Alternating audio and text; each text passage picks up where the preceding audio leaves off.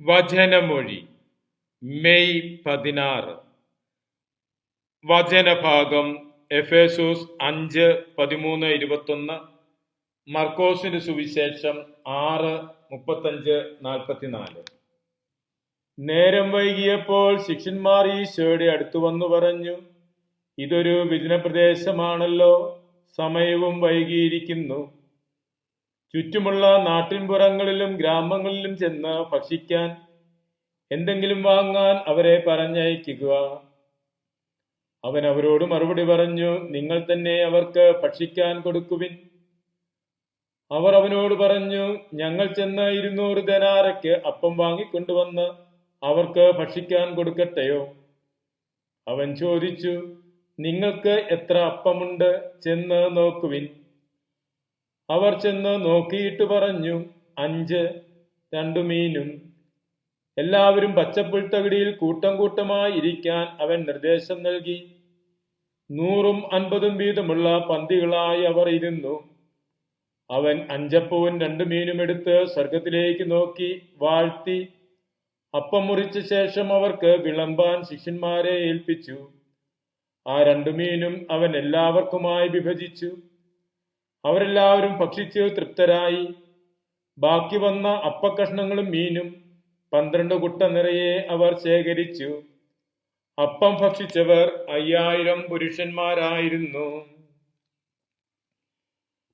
ഈശോയിൽ സ്നേഹമുള്ളവരെ, ഇന്ന് സുവിശേഷത്തിൽ നാം ശ്രവിച്ചത് ഈശോ അനേകായിരങ്ങൾക്ക് വേണ്ടി അപ്പം വർദ്ധിപ്പിച്ച് നൽകുന്ന സംഭവമാണ്.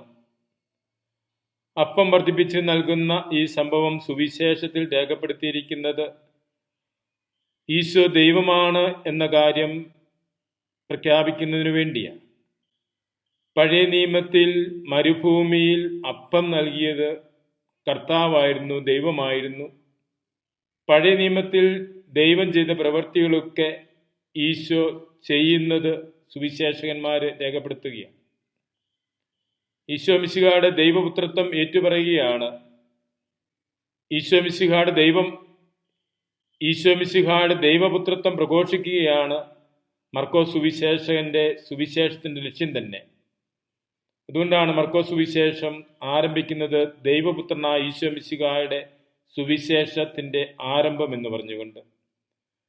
അതുപോലെ തന്നെ സുവിശേഷത്തിന്റെ ഏറ്റവും ക്ലൈമാക്സില് കുരിശിൽ ഈശോ മരിക്കുമ്പോൾ അവിടെ നിന്ന് ശതാധിപൻ വിളിച്ചു പറയുന്നു, ഇവൻ സത്യമായും ദൈവപുത്രനായിരുന്നു എന്ന്. അങ്ങനെ ഈശോ മിശിഹായുടെ ദൈവപുത്രത്വം പ്രഖ്യാപിക്കുന്ന സുവിശേഷമാണ് മർക്കോസിന്റെ സുവിശേഷം. പിശാചുബാധിതൻ ഈശോ ദൈവപുത്രനാണെന്ന് പറയുന്നുണ്ട്.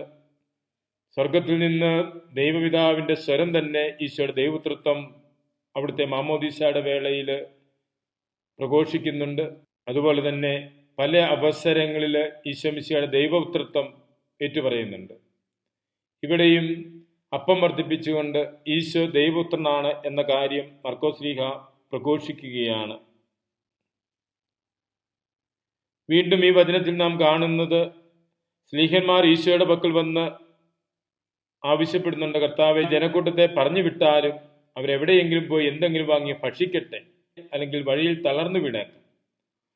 എന്നാൽ ഈശോ ആ കാരുണ്യത്തിന്റെ ഭാവത്തിൽ നിന്ന് ദിവ്യകാരുണ്യത്തിന്റെ ഭാവത്തിലേക്ക് മാറണം എന്ന കാര്യമാണ് പഠിപ്പിക്കുന്നത്. കാരുണ്യത്തിൽ നിന്ന് ദിവ്യകാരുണ്യത്തിലേക്കുള്ള ഒരു മാറ്റമാണ് ക്രൈസ്തവ ശിഷ്യത്വം എന്ന ബോധ്യത്തിൽ ആഴപ്പെടുന്നതിനും തന്നെ നൽകിക്കൊണ്ട് മിശിഹായെ അനുഗമിക്കുന്നതിനും നമുക്ക് പ്രത്യേകം പരിശ്രമിക്കാം. മിശിഹ നമ്മെ അനുഗ്രഹിക്കട്ടെ. ആമേൻ.